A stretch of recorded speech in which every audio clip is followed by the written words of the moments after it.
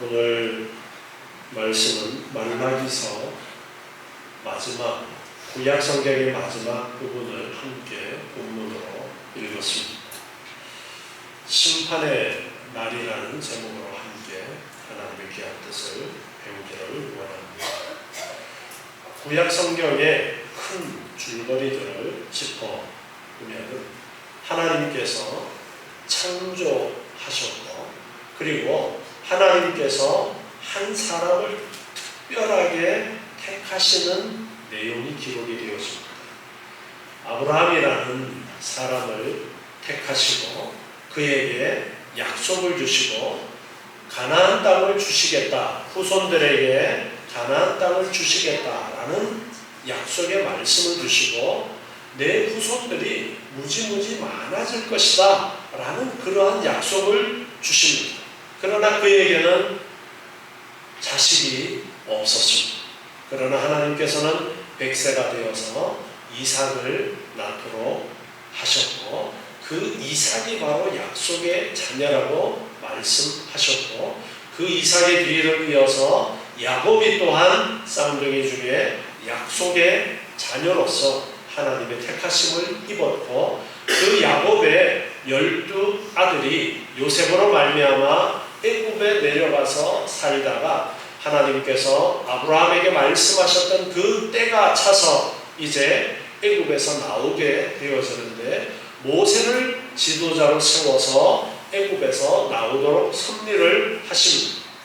그리고 약속하셨던 가나안 땅을 향해서 가는 중에 하나님께서는 율법을 주시게 됩니다. 시내산에서 율법을 주시게 되었고, 그 받은 바 율법을 잘 기억하고 그 율법대로 행하라. 그러면 너희에게 복이 될 것이고, 율법을 따라 행하지 않으면 하나님의 저주가 임할 것이다 라는 말씀을 주시고 이제 가나안 땅에 들어가게 되었습니다.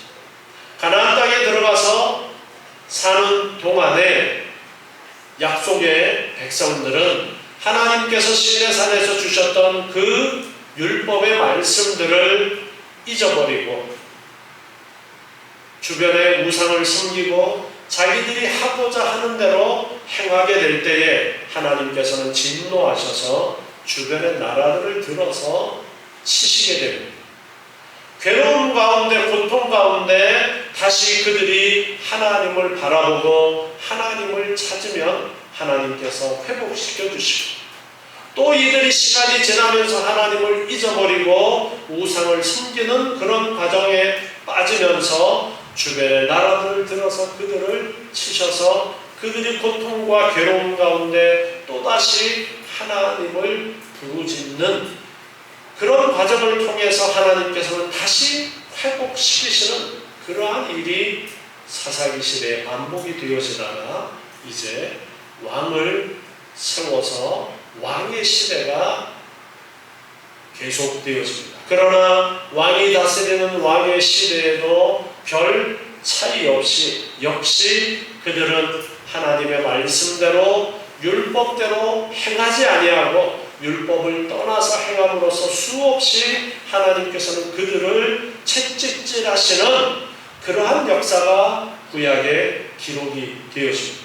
그러다가 결국 그들은 하나님을 저버림으로 말미암아 하나님께서는 또한 이방의 포로로 잡혀가게 되어질 것이다 라고 말씀하셨던 대로 그들이 망하고 이방의 포로로 잡혀가게 됩니다.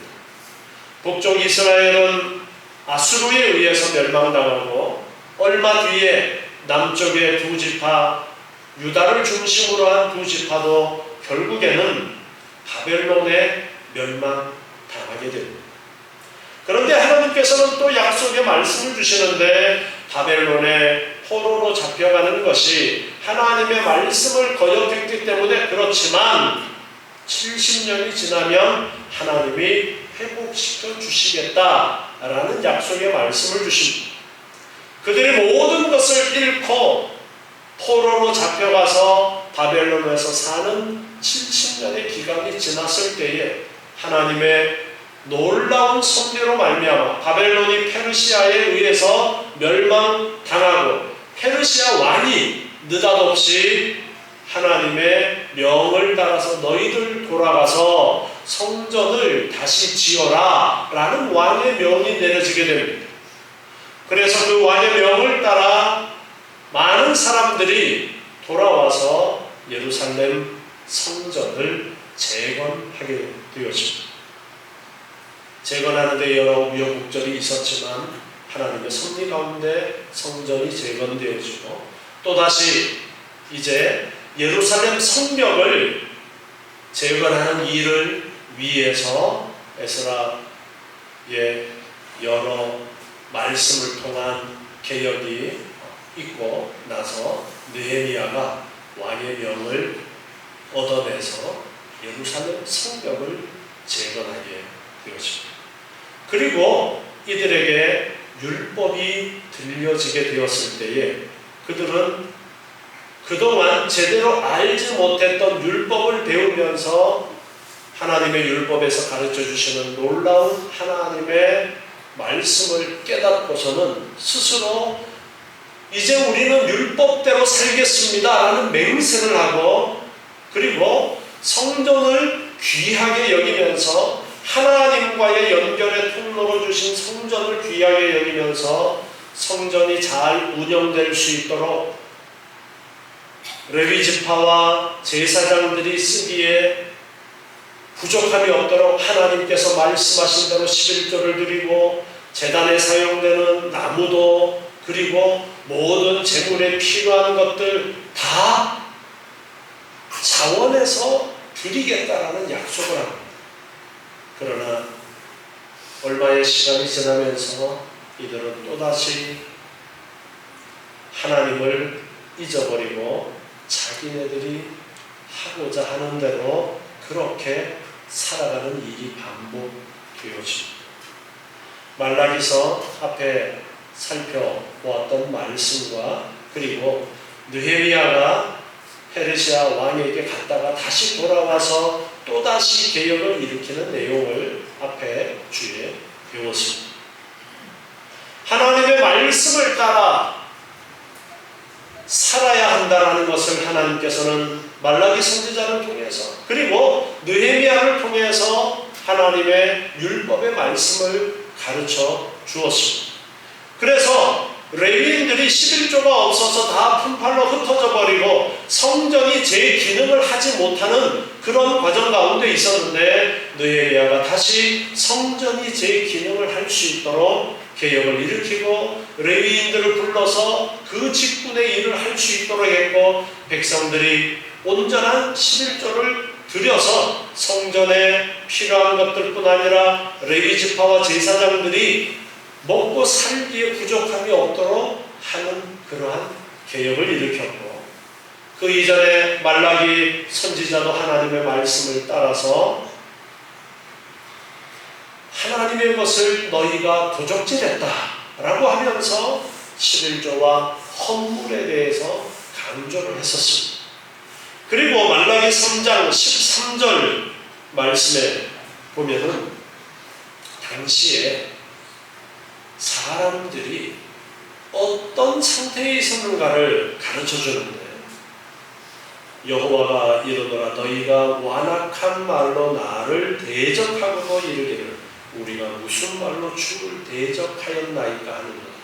하나님을 대적하는 완악한 말을 했는데 우리가 무슨 하나님을 대적했는데 그렇게 말해요. 14절에 보니까 이는 너희가 말하기를 하나님을 섬기는 것이 헛되니 만군의 여호와 앞에 그 명령을 지키며 슬프게 행하는 것이 무엇이 유익하리요. 하나님의 율법을 따라 행하는 것이 무슨 유익이 있는가? 하나님의 명령을 지키고 살아가는 것이 무슨 유익이 있는가? 하나님을 섬기는 것이 무슨 유익이 있는가? 하나님 보이지도 않고 그런데 하나님 섬긴다고 무슨 유익이 있는가? 그런 말을 당시에 악한 사람들이 했다는 거예요. 그런데 하나님께서는 그러한 말을 하나님을 대적하는 완악한 것이다. 그렇게 평가를 하셨습니다. 이 악한 자들이 계속해서 이런 말을 합니다. 지금 우리는 교만한 자가 복되다 하며 악을 행하는 자가 창성하며 하나님을 시험하는 자가 화를 면한다 하노라 합니다. 교만한 자가 잘되고 악을 행하는 자가 잘되고 하나님을 시험하는 자가 화를 받지 않는다. 하나님을 시험해도 하나님이 있기는 뭐가 있어? 하나님 없는데 괜찮아? 그렇게 말을 한다는 거예요. 그때에 그 반대편에 있는 자들이 있었어요. 악한 자들 말고 여호와를 경외하는 자들이 있었는데 여호와의 경외하는 자들이 말합니다. 여호와께서 그것을 분명히 들으시고 여호와를 경외하는 자와 그 이름을 존중히 생각하는 자를 위하여 여호와 앞에 있는 기념책에 기록하셨습니다. 여호와를 경외하는 자들은 어떻게 이야기를 하느냐? 하나님께서는 그 모든 것들을 다 하나님의 기념책에 다 기록을 하고 계시다. 하나님을 인정하는 거예요. 하나님이 보이지 않지만 하나님이 살아 역사하심을 인정하는 것입니다. 이스라엘의 역사를 통해서 하나님께서 어떻게 택한 백성들을 인도하셨는지, 어떻게 하나님이 다스려 오셨는가를 그들은 알고 눈에 보이지 않지만 살아 역사하시는 창조주 하나님을 인정하면서 하나님께서는 이 모든 것들을 다 하나님의 책에 기록하고 계시다. 악한 자들이 잘되고 교만한 자들이 잘되고 하나님 있지도 않는데 뭐 어쩌라고 하는 그들의 말에 대해서 하나님은 다 기록을 하고 계시다. 여호와를 경외하는 자들은 그렇게 말했습니다. 17절에 보니까 만군의 여호와가 이르노라. 하나님께서 말씀하셨는데 내가 나의 정한 날에, 하나님께서 정한 날이 있는데 그 하나님께서 정한 날에 그들로 나의 특별한 소유를 삼겠다. 여기에 그들은 누구를 말씀하시느냐 하면 지난주에도 살펴보았지만 여호와를 경외하는 자들을 말씀하십니다. 여호와를 경외하는 자들, 여호와를 인정하는 자들을 하나님께서는 특별한 소유를 삼으시겠다, 특별하게 대해 주시겠다 말씀하십니다. 또 사람이 자기를 섬기는 아들을 아끼는 것처럼 내가 그들을 아끼겠다. 하나님께서 아끼시겠다. 하나님을 경외하는 자를 하나님이 아끼시겠다 말씀하십니다. 그때에 너희가 돌아와서 의인과 악인이며 하나님을 섬기는 자와 섬기지 아니하는 자를 분별하리라. 그때는 하나님께서 정한 날, 하나님께서 정하신 날, 바로 심판의 날을 말씀하시는데, 하나님께서 심판하시는 그 날이 되어지면 하나님께서 기록한 그 기록대로 하나님께서 다 기억하고 계시는 그 기억을 따라서 여호와를 경외하는 자와 악한 자들을 하나님께서 분명하게 심판하시겠다라는 것을 말씀하시는데, 그때에 너희가 여호와를 경외하는 자들이 의인과 악인이며 하나님을 섬기는 자와 섬기지 아니하는 자를 분별한다, 심판한다, 심판의 자리에 함께 있게 될 것이다. 심판을, 이 사람들은, 여호와를 경외하는 자들은 심판을 받지 않을 것이지만 악한 자들을 심판하는 자리에 하나님과 함께 심판하는 자리에 있게 될 것이다 라는 말씀을 하시는 거예요. 그리고 이제 오늘 읽은 4장 1절 말씀으로 연결이 되어지는 겁니다. 4장 1절 말씀 보니까 만군의 여호와가 이르노라. 극렬한 풀무불 같은 날이 이르리니, 하나님께서 정한 날, 그때 심판의 때 바로 극렬한 풀무불 같은 날, 다 같은 것을 말씀하고 있습니다. 극렬한 풀무불 같은 날, 풀무불은 쇠를 녹이는 뜨거운 불을 이야기합니다. 바로 심판의 불을 말씀하고 있습니다. 모든 것을 태워버리는 날을 말씀하시는데 지옥불을 말씀하고 있습니다. 심판의 그 날을 말씀하고 있는 거예요. 극렬한 풀무불 같은 날이 이를 것인데 교만한 자와 악을 행하는 자는 초계 같을 것이다. 이 초계는 잡초를 이야기합니다. 잡초. 그들을 살라 그 뿌리와 가지를 남기지 아니할 것이다. 심판의 날에, 극렬한 풀무불과 같은 날에 그들을 불태워버리시는데 뿌리까지 완전히 불태워버리신다. 완전한 멸망을 말씀하고 있는 거예요. 앞에 3장 15절에서 악을 행하는 자, 교만한 자 그렇게 말씀했습니다. 하나님을 시험하는 자, 그들을 하나님께서 어떻게 하셨느냐? 완전히 불태워버리시겠다. 지옥불에 던지시겠다라는 것을 말씀하십니다. 심판의 때에 여호와를 경외하는 자들은 하나님과 함께 심판하는 자리에 앉아있고, 악한 자들, 교만한 자들, 하나님을 시험하는 자들은 풀무불 속에, 풀무불과 같이 불타는 그 속에 지옥불에 던져서 완전히 멸하시겠다 말씀하십니다. 마태복음 3장 12절에 보면은요, 마태복음 3장 12절에서 예수님께서도 말씀하십니다. 손에 키를 들고 자기의 타작마당을 정하게 하사 알곡은 모아 곡간에 들이고 쭉정이는 꺼지지 않는 불에 태우십니다. 알곡은 곡간, 하나님의 천국에 들어가게 하시고 쭉정이는 꺼지지 않는 불에, 지옥불에 던지시겠다라는 것을 말씀하십니다. 베드로후서 3장 7절 말씀에서도 보면은요, 베드로후서 3장 7절에 이제 하늘과 땅은 그 동일한 말씀으로 불사르기 위하여 간수하신 바 되어 하늘과 땅이 불타게 될 것을 말씀하시는데요, 경건치 아니한 사람들의 심판과 멸망의 날까지 보존하여 두신 것이라. 하나님께서 경건치 아니하는 사람들을 심판하시고 멸망하시는 날이 있는데 바로 심판의 날이죠. 그 날까지는 하늘과 땅이 있겠지만 그 심판의 날에는 하늘과 땅도 불타 없어지게 될 것이다. 지금의 이 하늘과 땅도 그 심판의 날에는 불타 없어지게 될 것을 말씀하십니다. 하나님은 분명하게 우리에게 심판의 날이 있음을 말씀하십니다. 지금은 하나님이 눈에 보이지 않는 것 같고 안 계신 것 같지만, 그저 지어낸 이야기 같지만 하나님은 분명하게 성경을 통해서 우리에게 가르쳐 주십니다.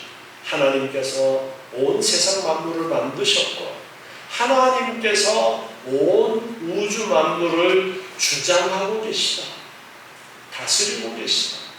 왕들도 하나님이 다 손아귀에 쥐고 다스리고 계시기 때문에 하나님의 백성들이 하나님을 잊어버리고 우상을 섬기고 자기들을 멋대로 살아갈 때에 주변의 나라들을 흥하게 하셔서 그들을 채찍질하시고, 때로는 바벨론이 그들을 완전히 짓밟아서 멸망하도록 그렇게도 하시지만 그 바벨론도 얼마 가지 못해서 멸망당하고 또 다른 바사, 페르시아가 일어나서 바벨론을 무너뜨리지만 그 바사왕의 입을 통해서 하나님의 전을 건축하고 예루살렘 성을 재건하도록 하나님께서는 그렇게 섭리하셨습니다. 그게 우연히 되어진 일이 아니고 도저히 있을 수 없는 일이 벌어진 것. 왜? 하나님이 그렇게 하셨기 때문에.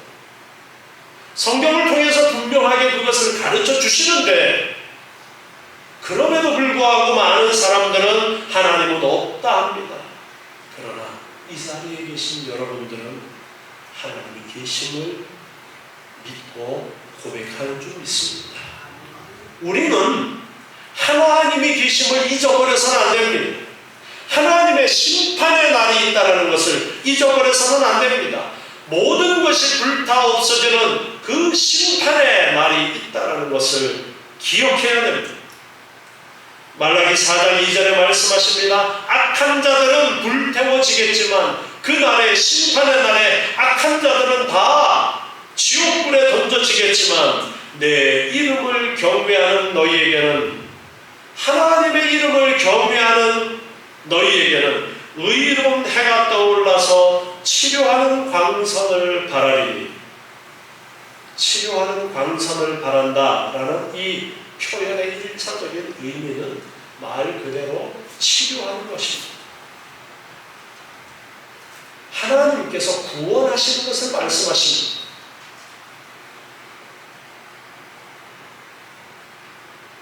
우리가 오후 시간에 말씀을 배우면서 인간의 타락에 대해서 지금 배우는 과정 가운데 있는데요.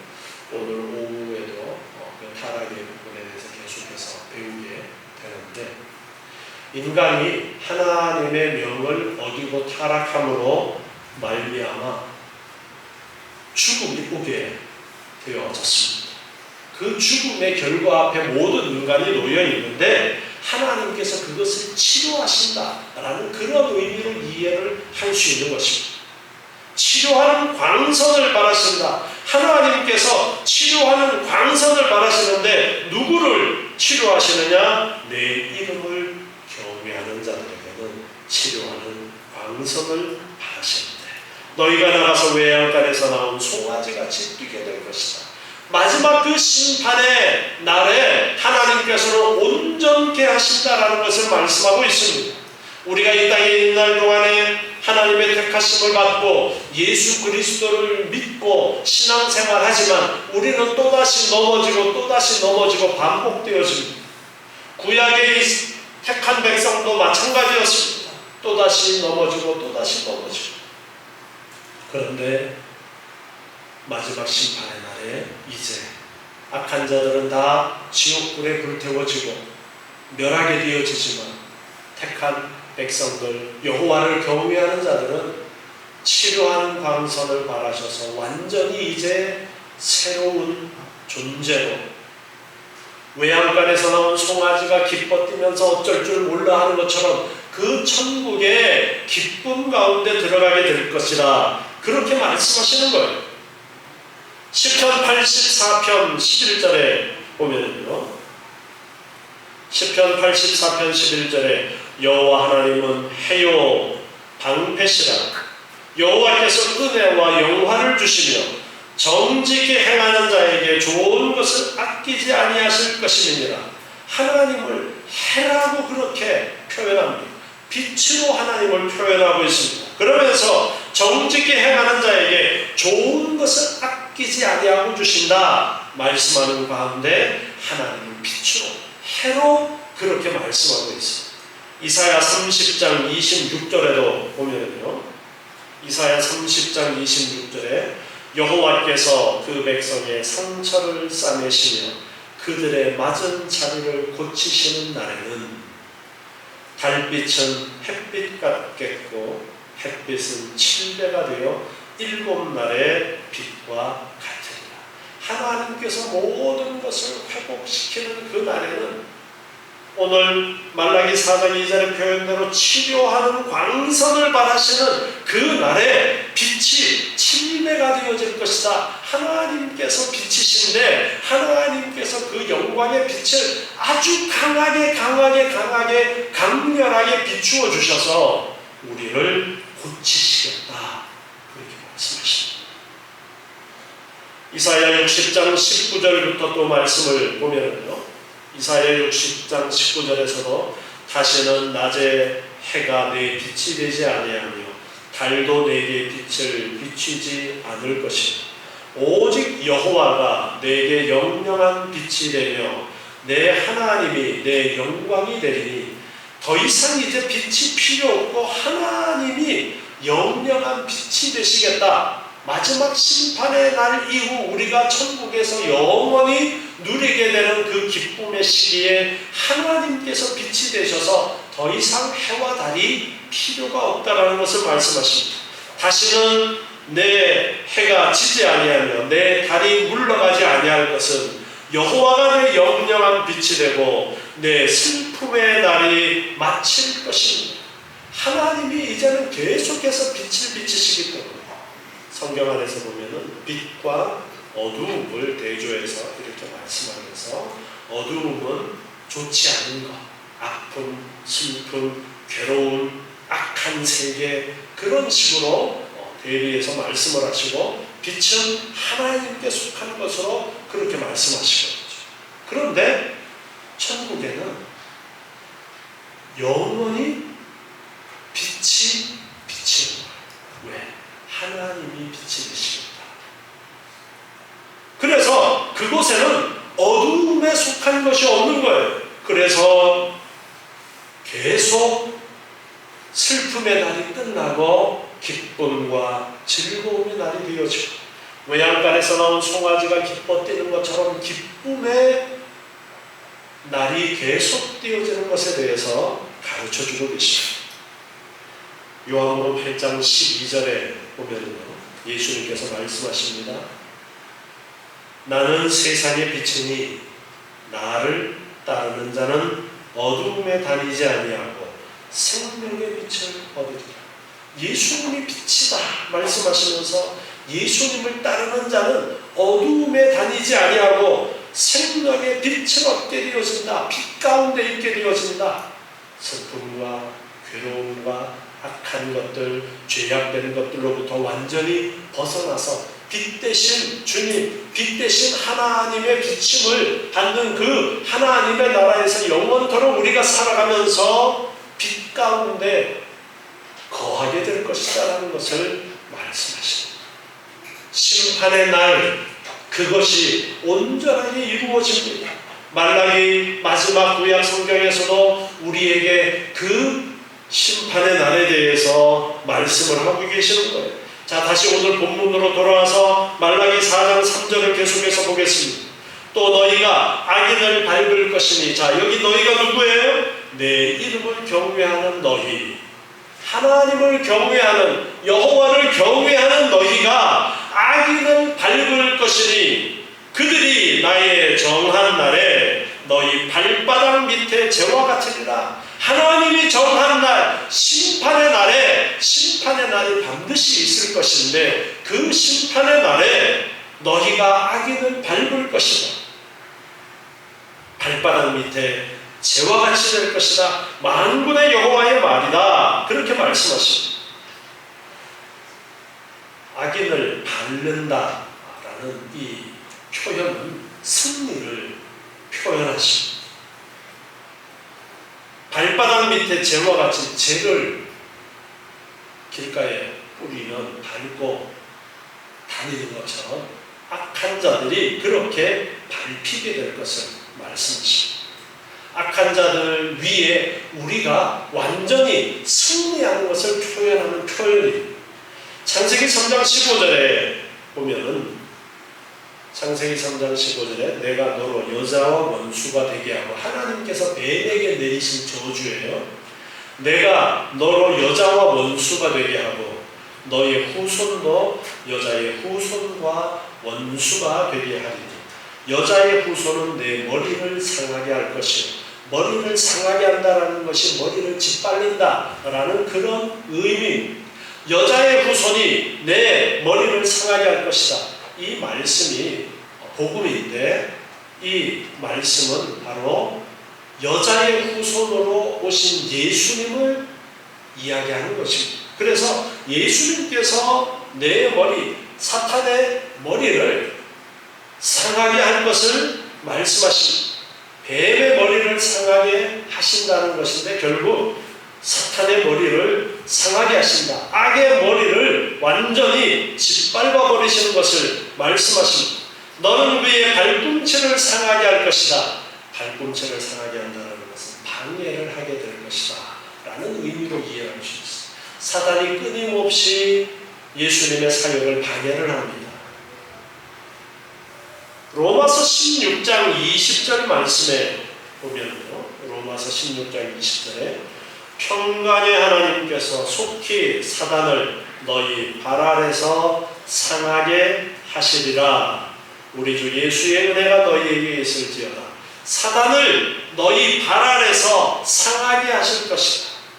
예수님께서 악의 세력을 짓밟아 승리하시게 되어지고 우리가 예수님과 어떤 관계예요? 우리는 교회고 예수님은 교회의 머리시고 우리는 예수님과 한 몸이죠. 그래서 예수님이 사탄의 머리를 상하게 하신다라는 것은 결국 우리도 함께 사탄의 머리를 상하게 할 것이다. 로마서 16장 20절에 사단을 너희 발 아래서 상하게 하실 것이다 라는 이 말씀대로 결국 우리가 악의 세력을 짓밟고 승리하게 될 것을 말씀하십니다. 오늘 말라기서 4장 3절에서 말씀하시는 악인을 밟을 것이다 라는 이 말씀이 이렇게 연결이 되어지는 것입니다. 그래서 심판의 날 악에 속한 모든 것들이 지옥불에 멸망당하게 되어지고 지옥불에 던져지게 되어지지만 우리는 승리하게 되어진다. 악한 자들이 다 지옥불에 던져지는 것이 결국에는 우리에게 승리가 되어지는 것이죠. 이제는 더 이상 우리를 괴롭히고 예수 그리스도의 사역을 방해하는 일이 있을 수 없게 되어지는 그날, 그날이 불의 날이고 그날이 심판의 날인 것입니다. 4절부터 6절까지는 말라기서의 결론이면서 또한 구약 성경 전체의 결론이라고 할 수 있습니다. 여호와의 의로운 심판날을 기다리는 경건한 자들이 어떻게 살아가야 하는지를 말씀하고 있습니다. 장차 오시게 되어지는 예수님의 초림과 그리고 재림으로 구원과 심판을 주도적으로 행하시는 메시아 예수님이 임하실 때에 갖추어야 될 영적 준비에 대해서 말씀을 하시는데요. 분명히 우리는 심판이 있음을 알아야 됩니다. 지금 우리가 살아가는 동안은 그 심판이 없는 것 같지만 하나님이 안 계신 것 같지만 하나님은 죽었어 그렇게 생각할 수도 있지만 하나님은 살아계시고 말씀하신 것은 반드시 이루어집니다. 바벨론에 멸망당하면서도 하나님께서는 70년이 차면 회복시키겠다 말씀하셨는데 70년이 되었을 때 이스라엘 백성들이 자 70년이 되었으니까 우리 광복을 위해서 우리가 독립운동을 합시다. 그래서 독립군들이 막 생겨나고 그랬어요? 아니에요. 그들은 그 속에서 아무것도 하지 못하고 아무 능력이 없는 그런 상태에 있었습니다. 그런데 어느 날 갑자기 하나님께서 페르시아를 일어나게 하셔서 바벨론을 멸망시키고 그 페르시아 왕이 성전을 재건해라. 하나님이 말씀하셨어. 그러니까 너희들은 가서 성전을 재건해. 그렇게 역사하셨어. 심판을 말씀하셨어요. 심판이 반드시 있습니다. 왜? 하나님이 말씀하셨기 때문에 반드시 심판이 있습니다. 자, 4절 말씀 오늘 본문 4절 계속해서 보겠습니다. 너희는 내가 호렙에서 온 이스라엘을 위하여 내 종 모세에게 명한 법 곧 율례와 법도를 기억해라. 시내산에서 하나님께서 모세를 통해서 주셨던 율법 그것을 말씀하십니다. 율례와 법도 하나님께서 모세를 통해 통해서 주셨던 하나님의 명령을 말씀하십니다. 그것을 기억해라. 기억해라라는 이 말씀은 너희가 잘 알고 있어. 잊어버리지 마. 그것뿐 아니라 잊어버리지 말고 그것을 삶 속에서 행하라라는 그러한 의미로 기억하라 말씀하고 있습니다. 하나님이 주신 그 법도를 알고 잊어버리지 말고 그 말씀을 행하라. 그렇게 말씀하십니다. 요한복음 13장 34절 말씀 보면요. 새 계명을 너희에게 주노니 서로 사랑하라. 내가 너희를 사랑한 것 같이 너희도 서로 사랑하라. 하나님께서 우리에게 계명을 주시면서 그 계명을 지켜라 했는데 예수님께서는 오셔서 지금 말라기서에서 예언한 일들을 이루시기 위해서 예수님이 오셨는데 예수님이 오셔서 새로운 계명을 주겠다라고 말씀하십니다. 자, 예수님께서 구약 성경을 정리해 주십니다. 사랑으로 정리를 해 주시죠. 첫 번째, 무슨 사랑? 하나님을 사랑하라. 두 번째, 이웃을 사랑하라. 이것이 구약의 가르침이다 라고 말씀하셨어요. 그래서 새 계명은 사랑입니다. 서로 사랑하라. 내가 너희를 사랑한 것 같이 너희도 서로 사랑하라. 이 새 계명을 주셨는데 요한일서 5장 3절에서는요. 요한일서 5장 3절에서 역시 사도 요한이 우리에게 가르쳐 주는데 하나님을 사랑하는 것은 이것인데 우리가 그의 계명들을 지키는 것이라. 그의 계명들은 무거운 것이 아니로다. 하나님의 계명을 지키는 것이 하나님을 사랑하는 것이다 라고 말씀하십니다. 심판이 있음을 알고 너희가 잊지 말고 기억해야 되는 것이 있는데 잊지 말고 행해야 되는 것이 있는데 그게 무엇이냐? 하나님께서 모세를 통해서 주셨던 율법이다. 그렇게 말씀하시는 거예요. 오늘날 신약시대에 구약시대에는 율법만 말씀하신 것이 겉으로 드러나 있었기 때문에 구약시대에는 율법만 지키면 되는 것처럼 그렇게 보여지지만 예수님께서 오셔서 그 속에 담겨져 있는 참뜻을 해석해 주셨어요.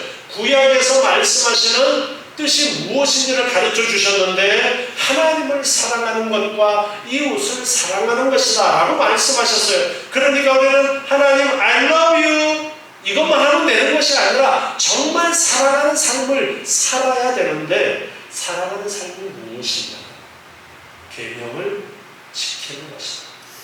그게 무슨 말이냐면 계명에 담겨져 있는 하나님의 뜻과 의도를 올바로 배워서 그 말씀대로 살아가려고 힘써야 된다.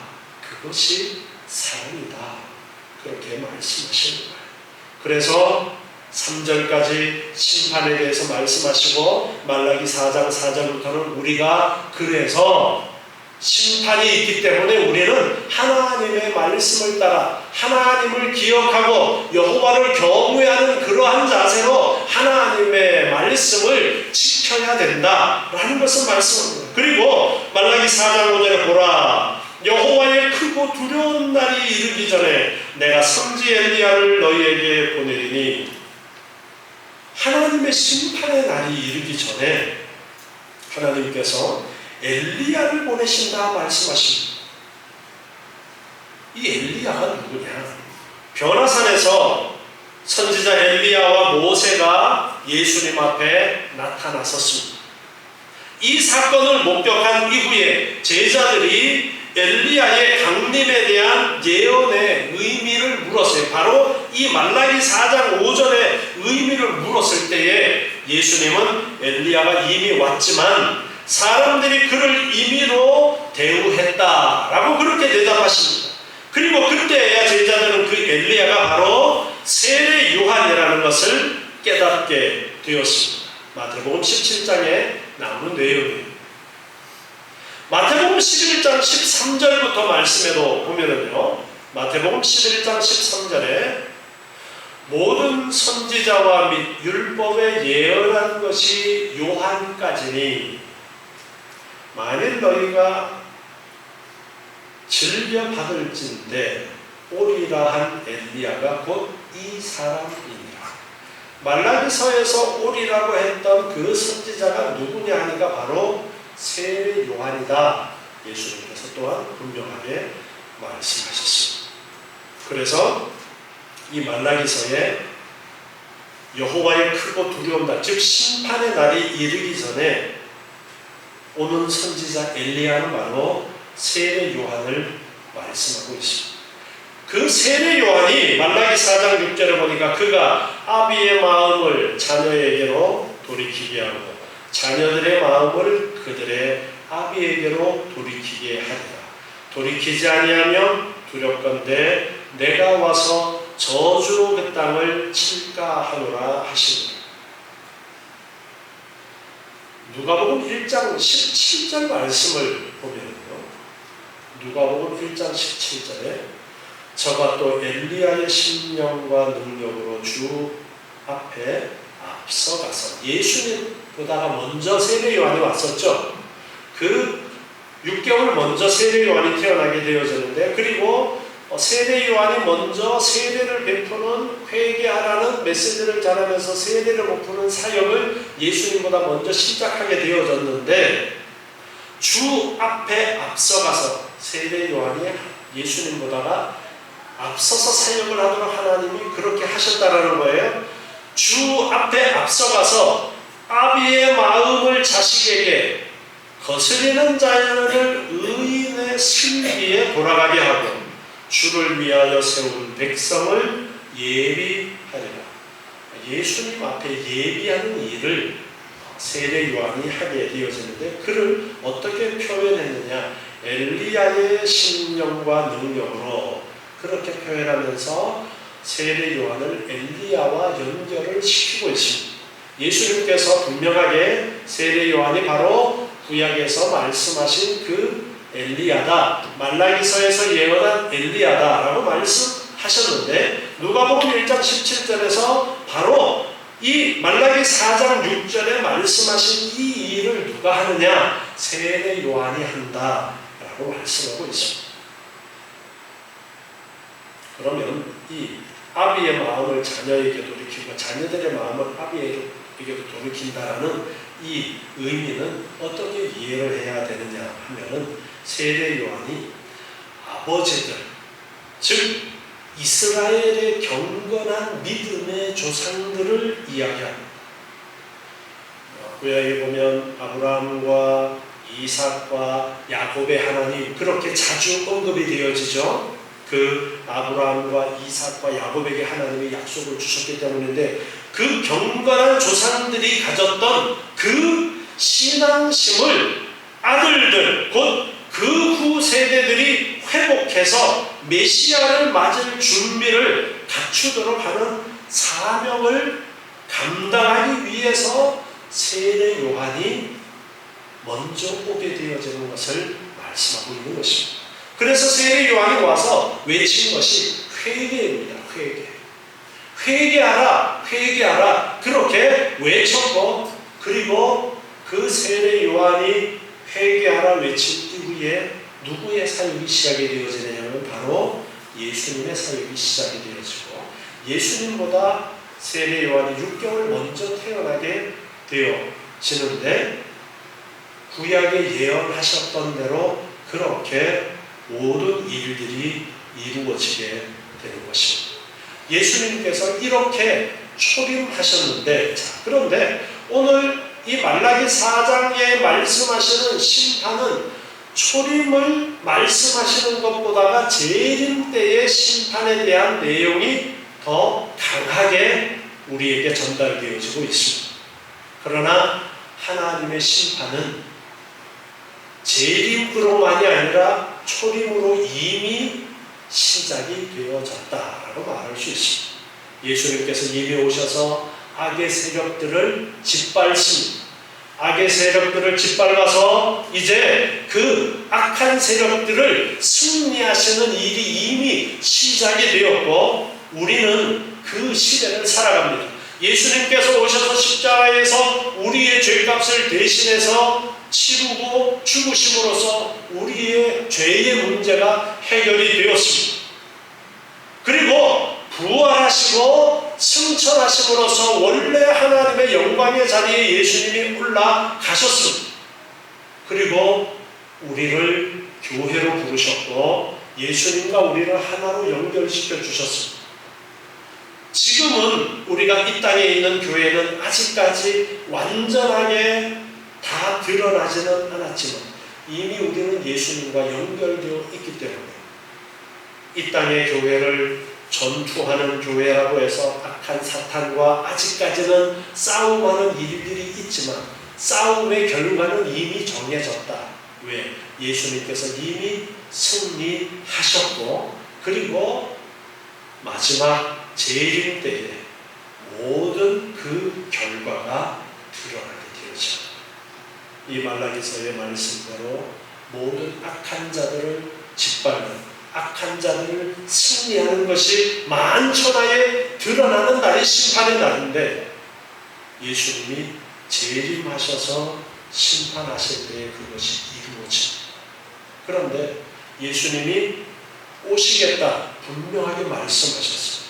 재림을 분명하게 우리에게 말씀하셨습니다. 그렇기 때문에 우리는 예수님의 재림도 또한 이때까지 성경에서 말씀하신 모든 것들이 이루어진 것처럼 재림이 있을 것이고 다시 예수님이 오실 것이고 오실 때는 심판이 있을 것이다. 심판주로 오실 것이다. 우리가 예수님과 함께 심판의 자리에 앉아서 악한 자들을 심판하고 그 악한 자들을 지옥불에 던져넣는 판결을 함으로써 악이 멸망당하고 우리는 영원토록 빛 가운데서 하나님과 살게 되는 천국이 온전하게 이루어지는 그때가 완전한 심판의 날이 되어지는 것입니다. 전도서 11장 9절에 보면 전도서 11장 9절에 청년이여 내 어린 때를 즐거워하며 내 청년의 날을 마음에 기뻐하여 마음에 원하는 길과 내 눈이 보는 대로 쫓아 행하라. 청년들아 너네 하고 싶은 대로 해. 하고 싶은 거 많지? 너 하고 싶은 대로 해. 그런데 그러나 그 뒤에 말씀을 보면요 그러나 하나님이 이 모든 일로 인하여 너를 심판하실 줄을 알아라. 앞에 악한 자들의 모든 악행과 선한 자들의 선행을 하나님의 책에 기록한다고 했죠. 하나님께서는 우리의 행한 모든 것들을 다 아시고 그 행한 일을 따라서 심판하시는 그 심판이 있음을 알고 그리고 너희가 하고 싶은 대로 행해라. 무슨 말씀이에요? 너희가 하고 싶은 것이 참 많은데 그런데 전제가 있어야 된다. 너희가 하나님의 율법을 따라서 하나님께서 원하시는 뜻이 무엇인가를 알아서 하나님을 사랑하라고 했는데 하나님을 사랑하는 그 마음으로 내가 어떻게 해야 하나님을 사랑하는 길일까? 그걸 고민하면서 하나님의 심판을 생각하면서 하나님이 기뻐하시는 하나님을 사랑하는 이웃을 사랑하는 그런 삶을 살아라 말씀하십니다. 이 말씀을 기억하시고 반드시 심판이 있고 우리는 그 심판의 날을 무서워하면서 기다리는 것이 아니라 주님 빨리 오셨으면 좋겠습니다. 그 심판의 날이 빨리 오셨으면 좋겠습니다. 왜? 우리는 예수를 믿고 구원받아서 예수님과 하나 된 사람들이기 때문에 우리에게는 그 심판이 멸망의 심판이 아니라 기쁨의 날이 온전하게 이루어지는 그 날이기 때문에 우리는 그 심판을 고대하는 거예요. 그래서 마라나타 주 예수여 어서 오시옵소서 라는 이런 소망을 가지고 살아가시는 여러분 되시기 바랍니다. 기도하겠습니다. 하나님 감사합니다. 저희를 사랑하셔서 택하여서 하나님의 자녀 삼아주시고 예수 그리스도를 믿게 하시고 하나님의 자녀로서 영원한 천국 백성이 되게 해주심을 감사합니다. 이제 우리는 주님의 심판의 날을 고대합니다. 그날이 우리에게 멸망의 날이 아니라 영원한 기쁨의 온전함의 시작이기 때문에 주님의 날을 고대합니다. 주님 오시기를 고대하고 있습니다. 날마다 우리의 삶이 주님 오시기를 고대하는 삶이 되게 도와주시옵고 그 심판의 날을 생각하면서 하나님의 뜻하신 바를 따라 매사의 여호와를 경외하며 하나님을 사랑하는 주의 말씀을 따라 행하는 우리의 삶이 되도록 축복해 주시옵소서. 날마다 하나님을 바라보고 기뻐하게 하시고 소망 가운데 살아가는 저희의 복된 삶이 되도록 주님 은혜 허락해 주시옵소서. 예수님의 이름으로 기도드리옵나이다. 아멘.